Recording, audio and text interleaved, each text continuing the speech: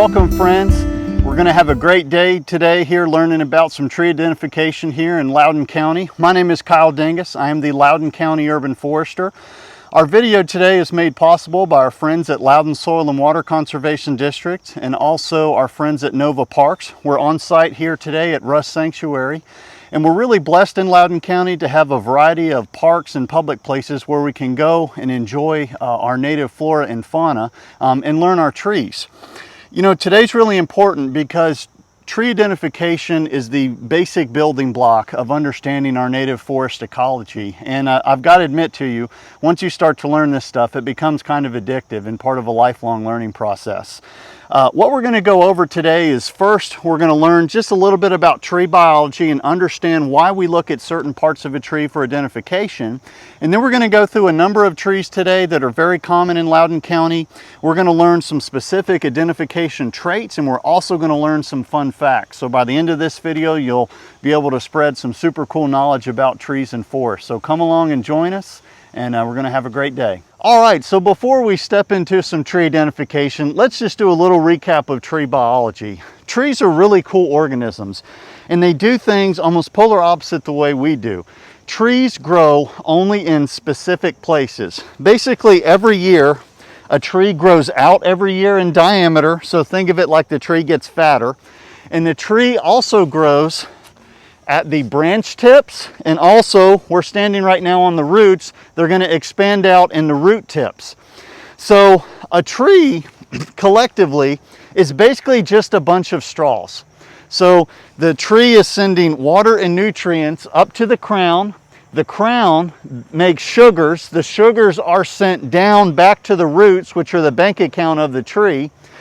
And each tree has basically adapted over years and years to deal with the sites that it likes to grow on. Some trees, for example, have very, very thick bark. Some trees have very, very thin bark. What's really important as well is trees also have very specific sunlight preferences. Some trees need full sunlight. Other trees want full shade to grow in.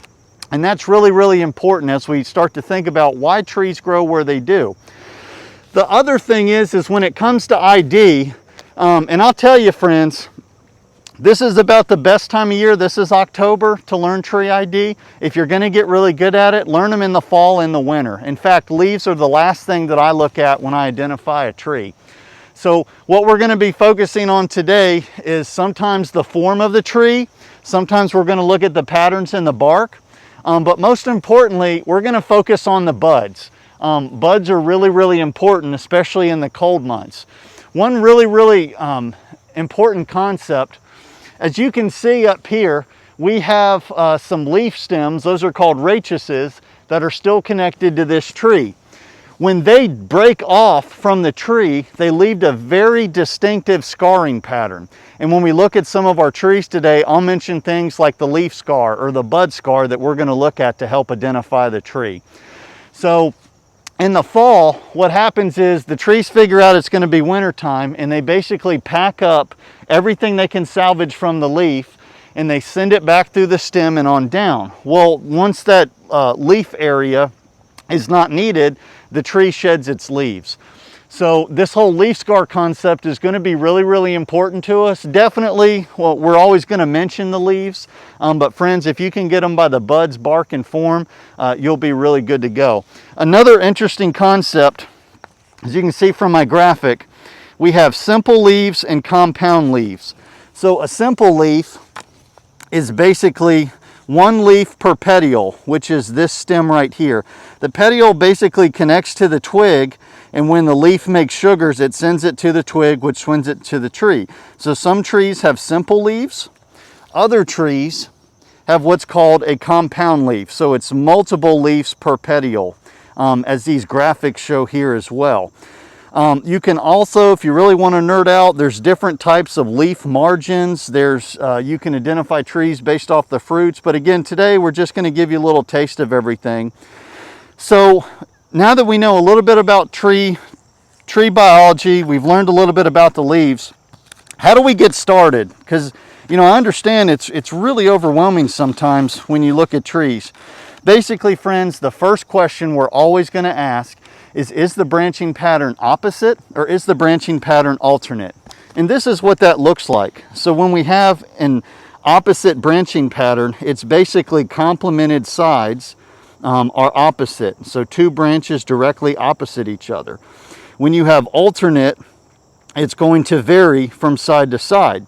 If the tree is opposite, then right off the bat, it's a maple, ash, or dogwood. And in fact, we even say it's a maple, ash, dogwood in the Caprifoliaceae family, or even in the horse chestnut family. And if it's alternate, it's everything else.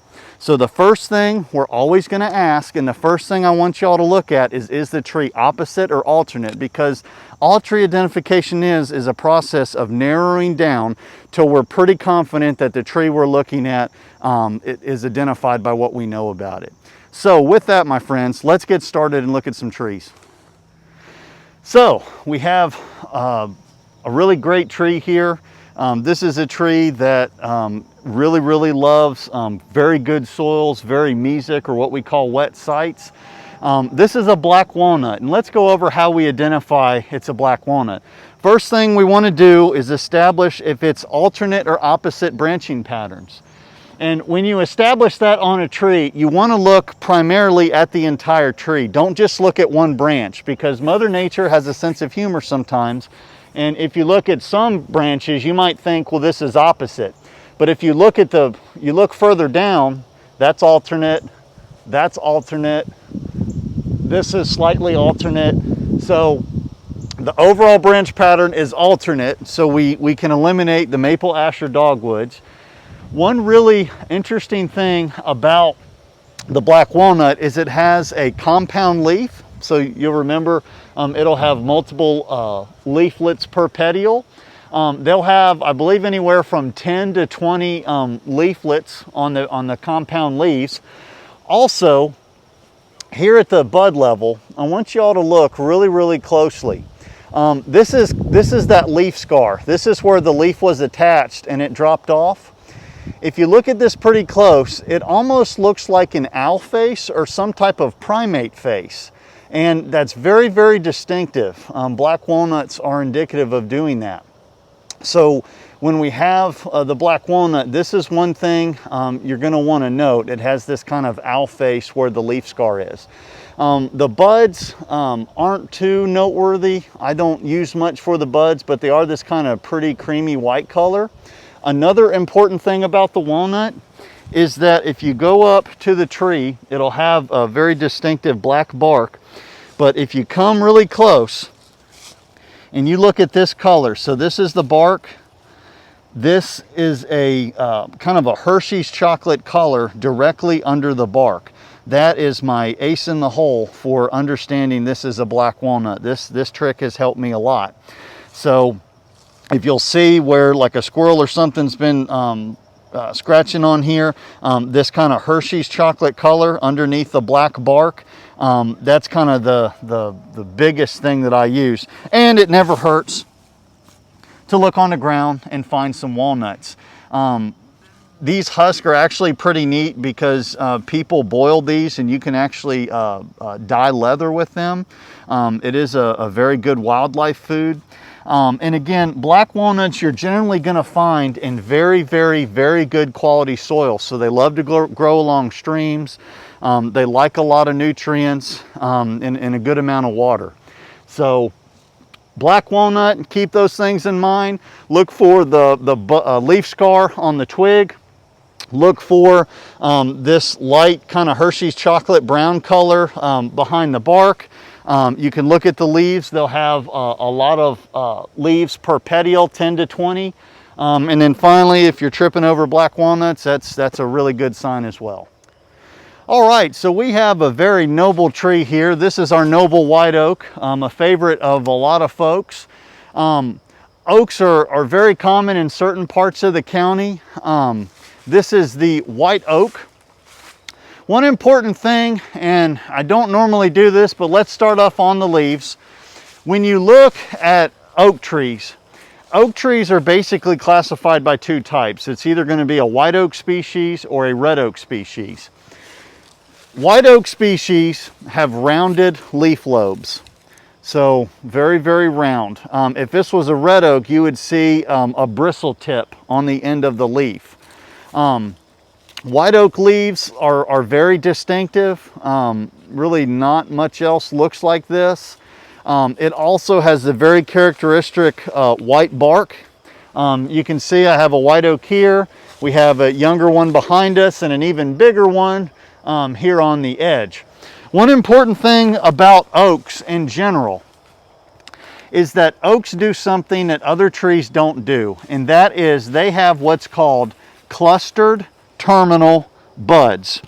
So if you look at my graphic here, you'll see here's some of the difference. So this is the white oak species. This shows the leaf bristle tips of the red oak species, but these clustered buds. So essentially, if you have your twig, you're going to have a bunch of buds just shoved at the end of the twig, kind of looking like that. So if we look on the tree and you look past these leaves, you see these clustered buds? There's 1, 2, 3, almost 4 on the end. Clustered buds. For white oaks, they just happen to be small and rounded. But there's a cluster here. We can see, here's another one. See how there's 1, 2, 3, 4 on the end? So no other tree species does that. And again, they're going to be alternate. So alternate branching pattern, clustered terminal buds. We're going to look at the leaf and say that, okay, it's definitely a white oak species, but it has these small rounded clustered terminal buds. That's how I know it's white oak. Also, I can look at the bark. Again, very distinctive color. One other really, really cool thing is that as you go up a mature white oak and look at its bark, you will see a very distinctive, like scaly patterns, almost like what you would imagine dragon scales would look like. That's another really, really good characteristics of white oaks as well. But again, we're going to come back to the whole clustered terminal buds, and some of our oak trees, our form's going to be really, really important. But white oak is just a great tree. It's a secondary successional tree. It's a shade intermediate tolerance, produces acorns, very, very good for wildlife. One neat thing is that the acorns produced by white oak species are more palatable than the ones created by red oak species. So here in the fall, if the white oaks are dropping acorns, the wildlife are going to want to eat those first before eating the red oak acorns because they have a little bit more tannins in them and they don't like them as much. But white oak, pretty common tree. We see it planted in the landscapes, pretty common in the forest. Very, very important tree, as one that we definitely like to manage for. So again, remember those clustered terminal buds, remember that white bark, and remember these leaves, and it never hurts to look for acorns too. Here we have a tree with an alternate branching pattern. This is called a hackberry. I believe it's in the elm family. One interesting thing about elms is that they have a zigzag-like pattern in their leaves, or excuse me, in their twigs. And not many other species does that. So if we look at this graphic, see how these are kind of a distinct zigzaggy branching pattern? One other interesting thing about elms is that they have a leaf, a simple leaf with an N equilateral base. So if you'll notice, this one's a little bit lower than this side. The other thing that's very interesting about this tree is that it has these almost warty-like growths on its bark. And one really interesting thing is when you look at the bark and you look at it from the side, you'll see these topo lines in amidst this warty bark. That is the #1 giveaway.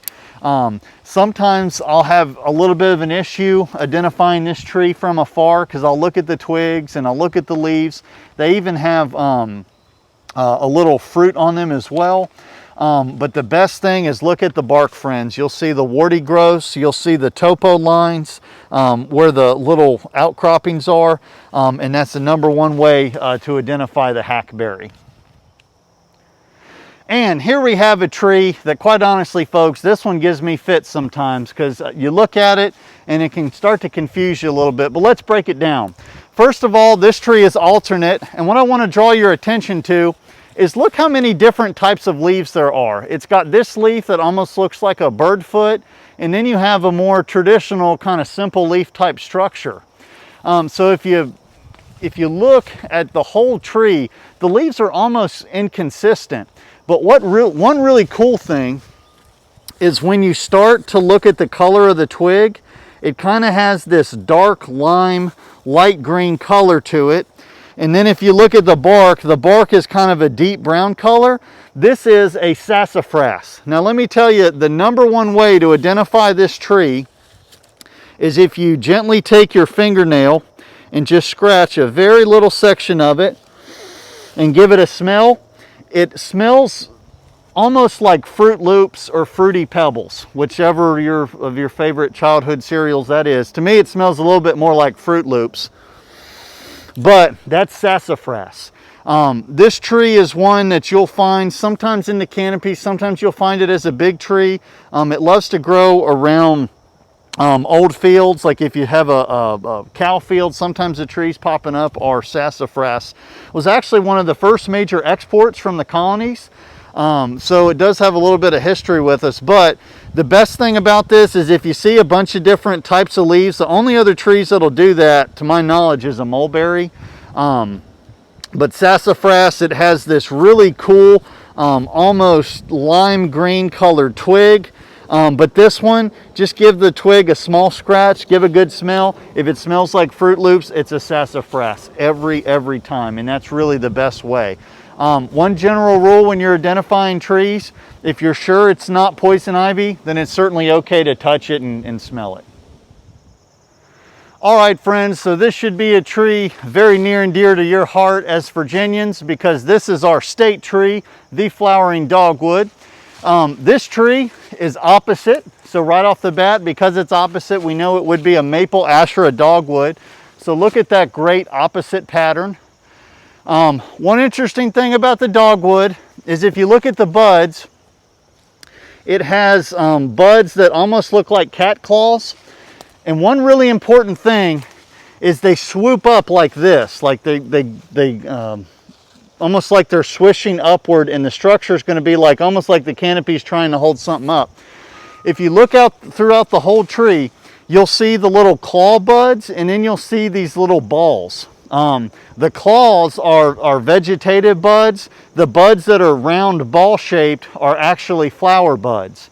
So if it has claws in the little circular structure, here's one right here. Here's a couple. Y'all see that? So there's our kind of balls, if you will, little circular flower buds. And then right here where my right hand is, there's the claw. So we've got the claws, there's the balls, sweeping up structure. The other thing, we can't really see it on this tree, but as you look at the oldest bark, the bark almost gets blocky. Very, very distinctive. Again, this isn't the best specimen for it because this tree's a little young. But we know it's opposite. We see that it has the vegetative buds, the flower buds, and if we were here in the spring, we'd see some absolutely beautiful flowers as well.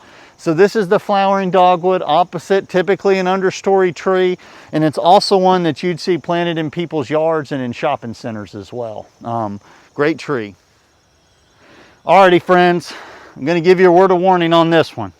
This tree is probably one of the most misidentified, confusing trees we have in the woods here. If you ever look up at a tree and you say 3 words, "I don't know," it's probably a black gum. Let's talk about how you identify a black gum. A black gum really blends into the forest. Sometimes you'll look at it and you'll say, "Oh my gosh, that's an oak." And it's like, well, wait, that might be an elm, or wait, that might be a hickory. Well, black gum has some things that make it very distinctive. First and foremost, what you'll notice is as you go up the tree, all the branches are at a perpendicular angle. That's very, very, very distinctive here in the woods. So your branches will come off 90 degrees at the stem. Another thing I want you to think about is here's a branch kind of closer to us, and these almost look like little pinky fingers coming off. So I always remember for this one, look for the pinky fingers coming off. It has the 90-degree branches. It has a simple leaf, and this is, look at that, classic alternate pattern. One of the best things you can do where it's safe and applicable is if you find a twig on the ground and you can kind of scratch through the bark. This has what's called a chambered pith. This is kind of the final thing you need to think about when you're identifying this tree. Because really, when you look at the buds really don't tell you much. You know, really, we're relying on the form a lot for this particular tree. And even if you look at the leaves, you know, the leaves look like a lot of different things. So this tree will give you fits sometime, but it is a black gum, and just to recap, it's going to come off, the branches are going to have 90-degree angles. It's going to have pinky fingers coming off the branches, and then it's going to have this chambered pith. This tree is more of a tree that likes to grow in closed canopy, so you will find it in more mature forest. It's also a tree that you never want to try to split with an axe because it's very, very hard to split. It's very kind of stringy grained, but a good tree. In my opinion, it has some of the absolute prettiest fall color we have on our landscape. So anytime you look at a tree, and hey, I do this every once in a while, and I look up and I say, I don't know what that is, it's probably a black gum.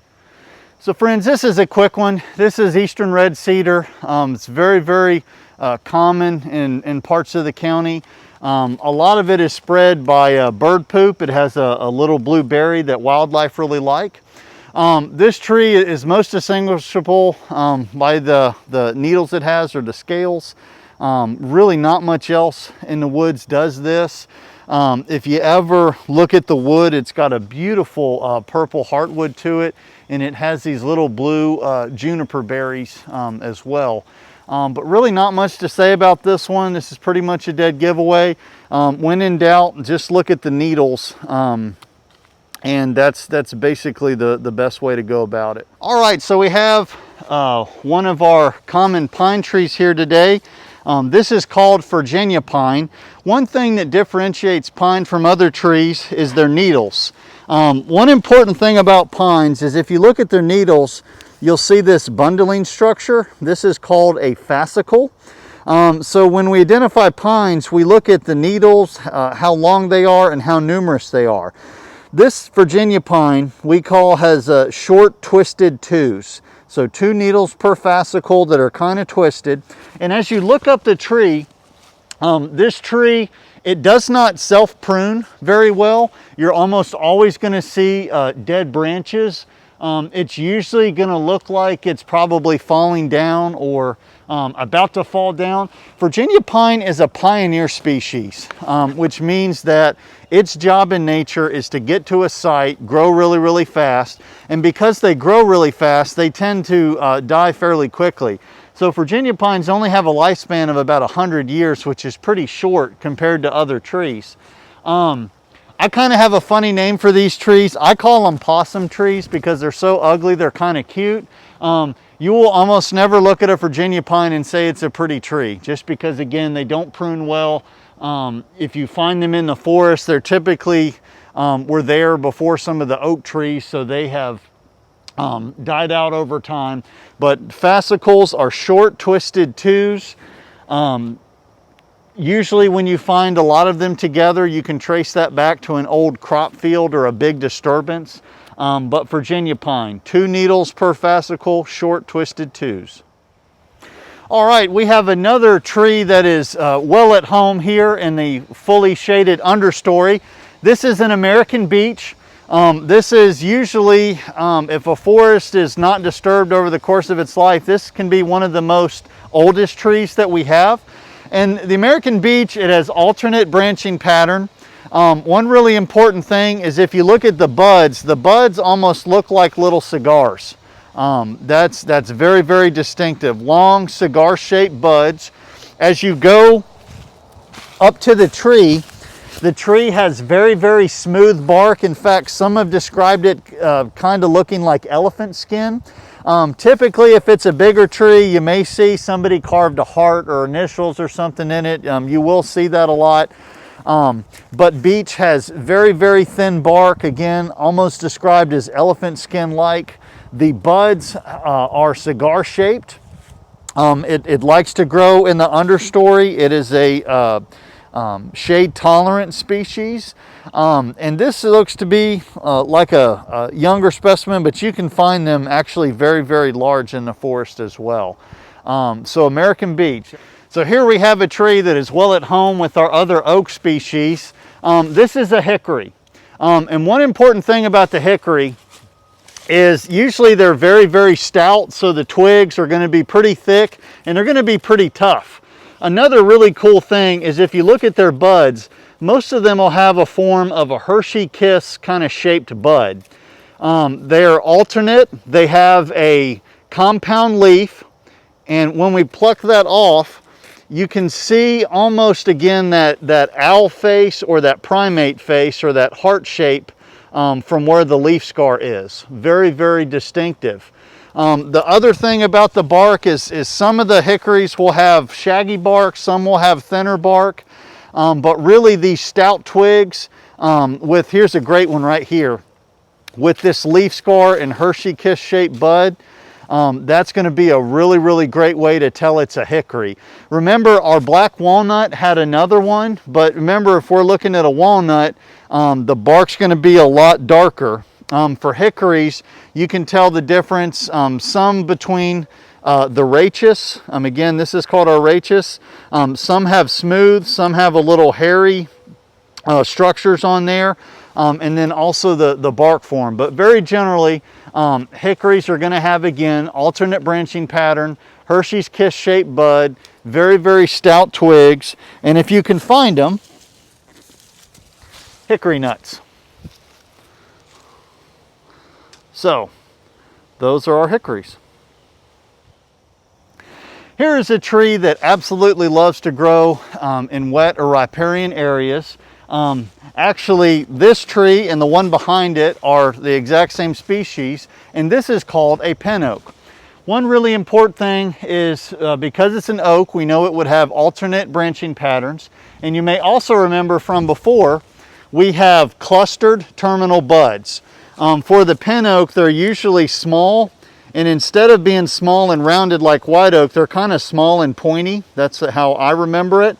Also, this is a red oak in the red oak category, because you can see these little teeny tiny little bristle tips on the edge of the leaves.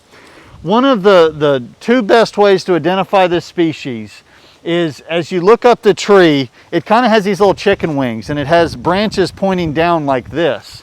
It's also been characterized as a, quote, messy grower. This tree is another one that doesn't particularly prune very well.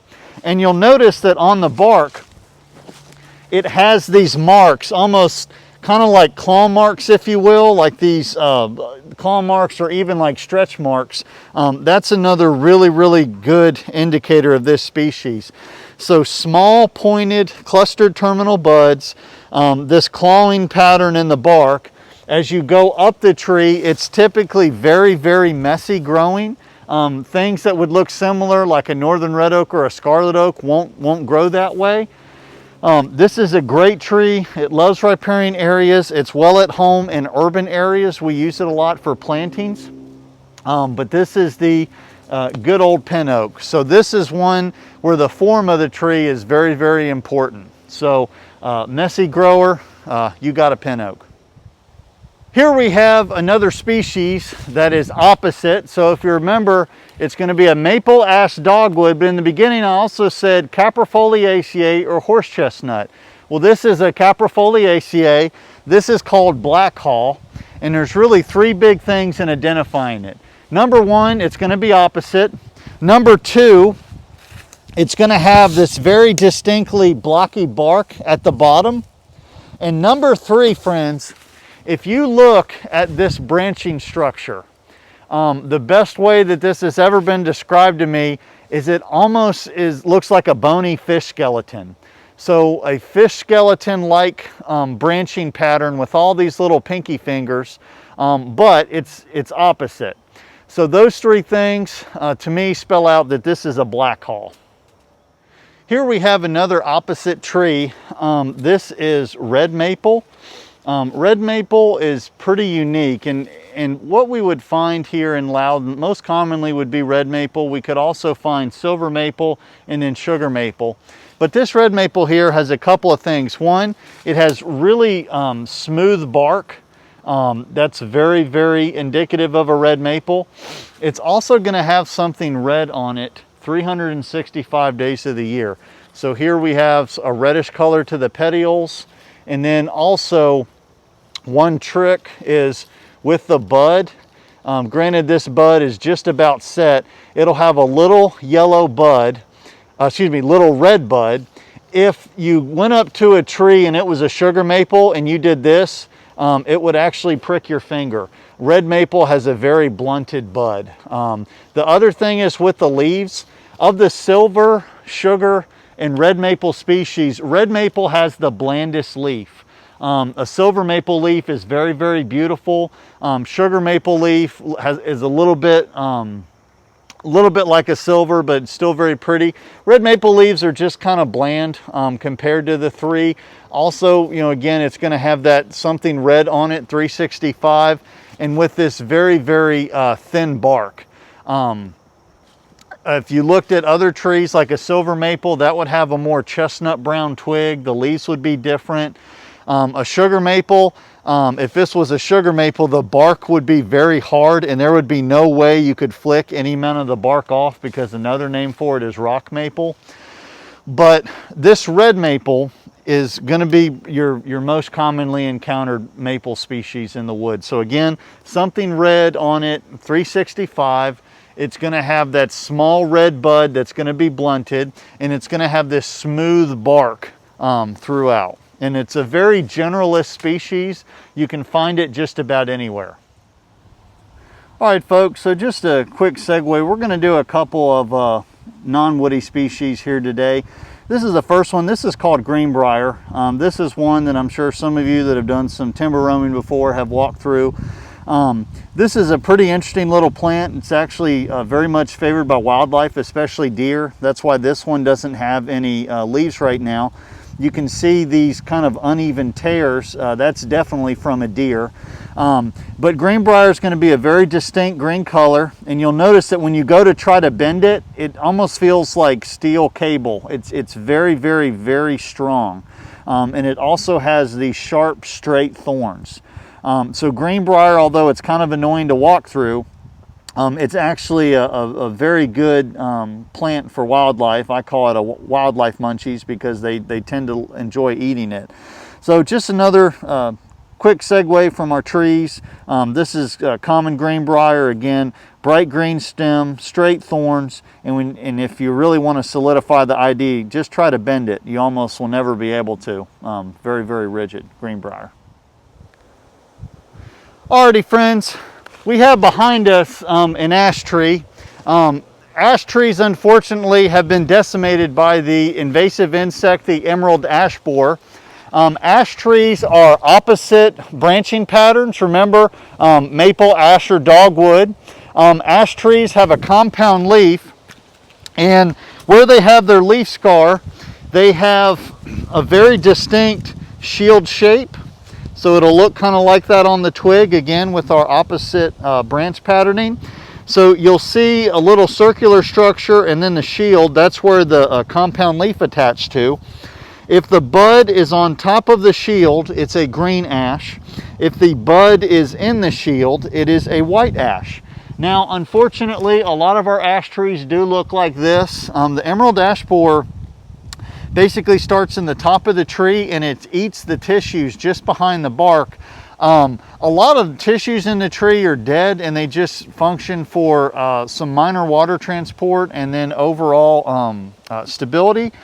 But basically, if you remember when we talked about trees being straws, once you disrupt the water and nutrient flow of the tree circulatory system, the tree's eventually going to die. So here we have a dead ash tree. We can also see, if you look very close, there'll be these almost D-shaped exit holes.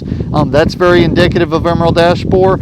And then also sometimes you'll see these S-shaped galleries where the insect actually went inside the tree and fed. So really for ash trees, they're opposite. They have the shield-shaped leaf scar, compound leaf. And you can see a little bit on this tree, they actually have a kind of a beautiful diamond-shaped pattern on their bark. But unfortunately, a lot of ash trees are dead. You can see we're not standing under this one. This one actually has a branch midway up that is just hanging by a thread. So please don't linger under these trees, but just know that they're there. And that generally, if it's opposite and looks like this, it's usually an ash. Alrighty friends, here we have holly. This is one that you'll find occasionally in the forest. This one's really easy. It has these evergreen kind of waxy leaves that have little spines on the end of it. It'll also have very smooth bark. If it's an older tree, you'll also see the red berries, especially in the winter time. This is just American holly. Not too super duper common, but definitely one that you'll come across in the woods. And also you probably see it planted in your neighborhoods as well. So waxy leaves with little spines on the end, thin bark, and then if they're older, it'll have the red berries. Alrighty friends, welcome to another edition of This Is Not a Tree.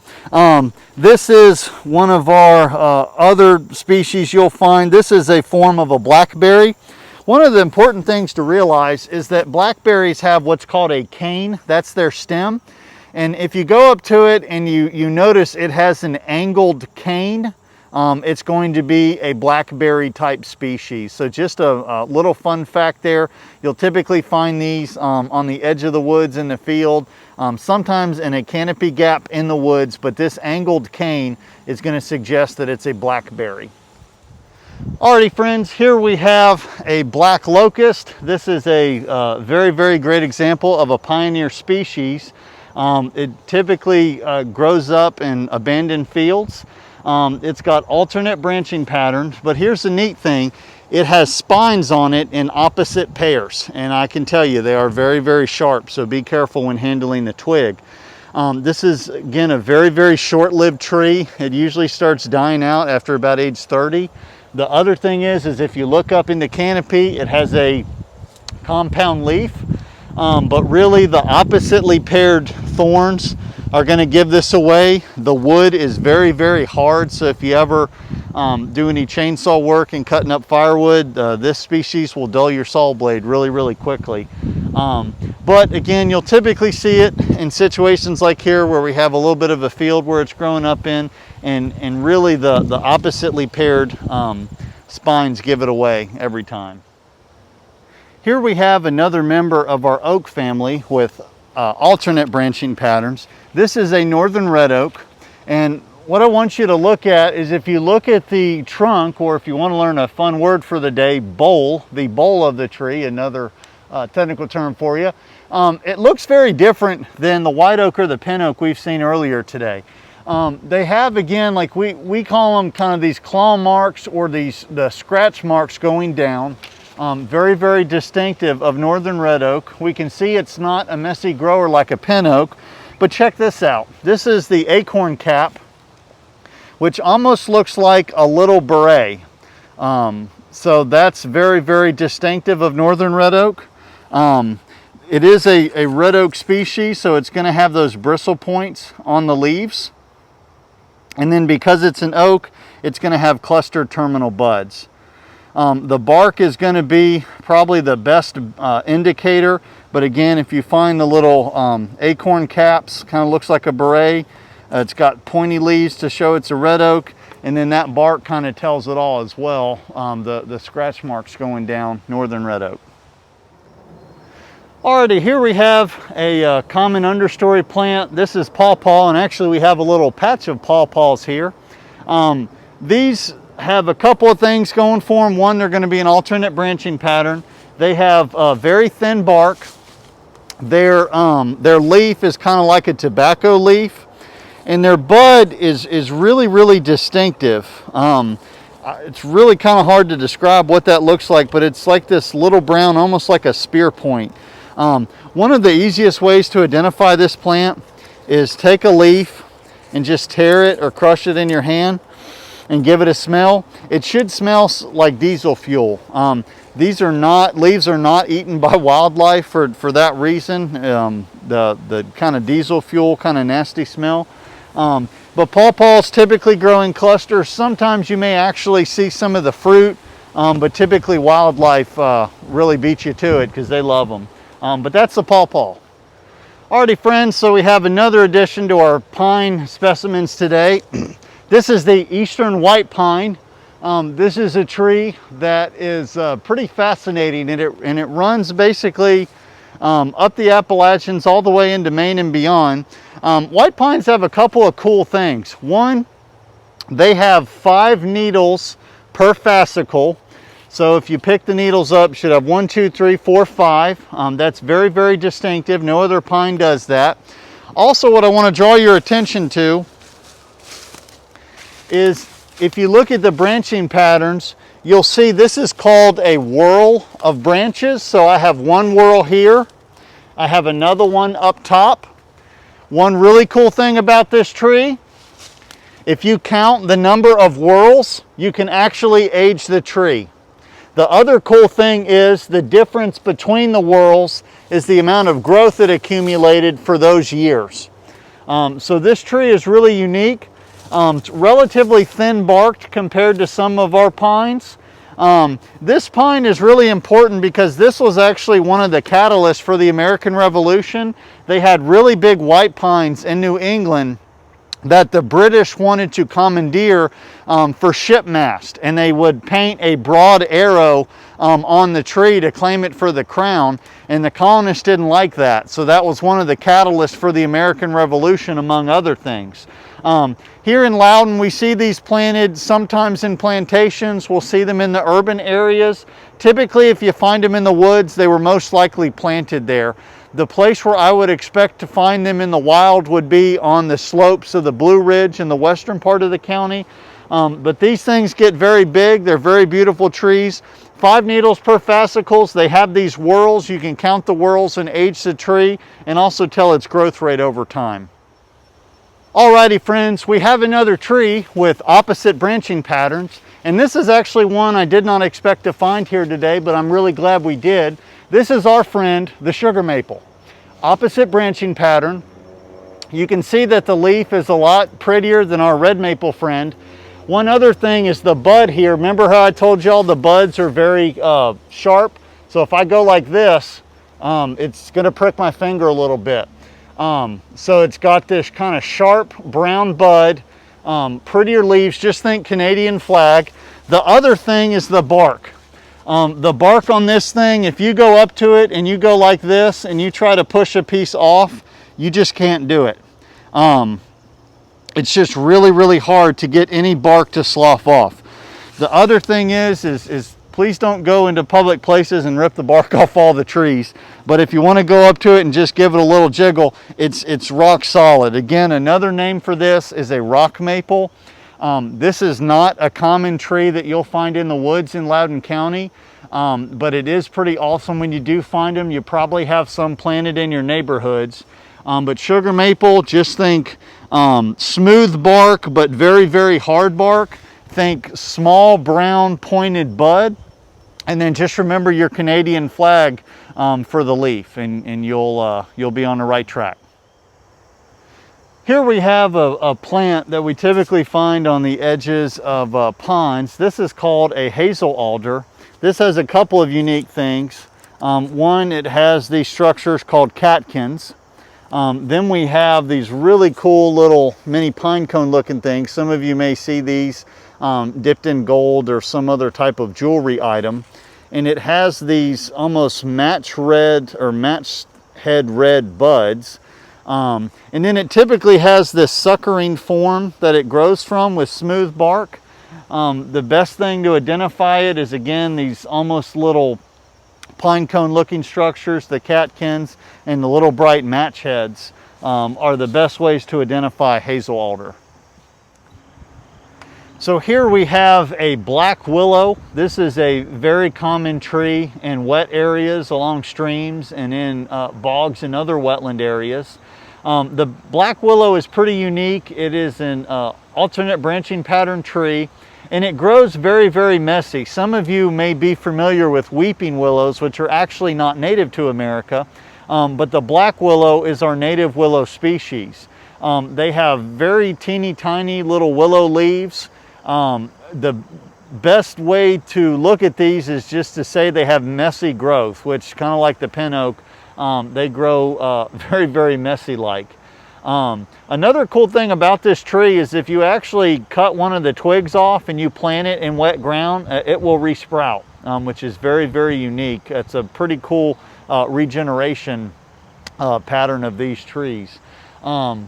But they have a simple leaf with these long skinny willow leaves. They grow pretty messy, and if you see one in the wild, your feet are probably wet because you're in a bog or a stream side. Alrighty friends, here we have a sycamore, one of the really great trees we owe a lot of our good water quality to. It absolutely loves to grow on wet sites, good quality soils. Some people call these the skeletons of the forest because as they get older, they get more splotchy white bark. And it's one of the trees that you can identify, especially going down the highway. So the camo's kind of splotchy pattern to the bark of white and brown and grays is a really good characteristic. Another thing is that if you look at their buds have this little collar around them to a red bud. And that's pretty distinctive. More times than not, the bark's gonna always give this away, but this little collar around this red bud or maroon bud is really, really easy. And then also the leaf is pretty distinctive. But the good old American sycamore loves riparian areas and is very happy near water. This is a yellow poplar, a very common tree in certain parts of the county. One cool thing about yellow poplars is that they grow very tall and very straight. It's actually a tree that's used commercially for timber. Yellow poplars have alternate branching patterns, and their leaves are pretty interesting because they have kind of a goosefoot leaf. They have a goosefoot leaf, and if you look at their buds, the buds kind of looks like a duckbill, and I believe it's a purplish color. They're also going to have some of the little flower structures up top that you can see even in the winter time. One really interesting thing about poplar is that when you go up to the tree and you take your hand and you lay it, it'll usually lay flat, kind of like concrete. And then there's also going to be this white color in between the ridges of the bark. So the bark is very distinctive. Again, it'll lay flat on your hand. Then you'll have these white colors in the cracks of the bark. They grow tall and straight, goosefoot leaf, duckbill bud, and then flower structures up top. Here we have a tree that's very common along the edges of fields and in fields themselves. This is a persimmon tree. Couple of cool things about it. One, as you can see up in the canopy, it's loaded with persimmons. Generally those can be consumed, but most folks say to wait after the first frost. It's a very interesting fruit. It has almost a dreamsicle, kind of like an orange and cream taste to it. But it has some really, really big seeds in it. One cool thing about persimmons is if you look at their bark, the bark is blocky and it almost looks like somebody took a bunch of charcoal briquettes and glued them to the tree. So that's pretty distinct. Another thing that you'll find is there'll be an orange color in the cracks of the tree as it grows. Also very, very distinctive. This has alternate branching pattern and it has a simple leaf. The buds aren't too distinctive, at least to me, but I really rely on the bark, that orange color, that blocky appearance, and then if it has persimmons on it, that kind of solidifies everything. So this is the persimmon tree.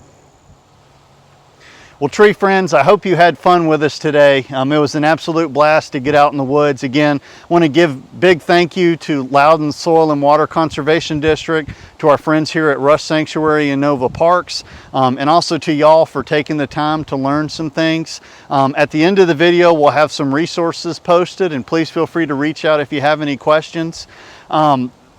I just want to end with trees are such a cool subject to learn about, and especially when we think about the topics we learn about in Envirothon.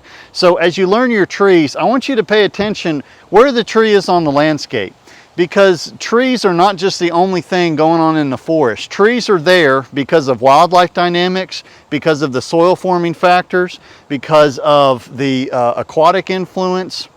And there's a lot of interesting thing that happens. When you get good at learning your trees, you start to understand the basic forest ecology. So literally, when you walk into the woods, you can piece together like a crime scene detective how the trees got there, how the forest developed. Trees always tell us a story, and that's really important, because if we know how to listen, we can make a lot of really good guesses about the trees, how to manage the forest, and how to do things sustainably. Also want to note that this video was produced using CDC guidelines, so if you go out and learn your trees, please keep safe social distance, wear a mask where appropriate, have fun and be safe. And remember, friends, in Loudoun County, we're blessed to have a lot of great public places to go and learn our trees. So make sure when you go out there, have fun, respect the park rules, and reach out if you have any questions. Thank y'all.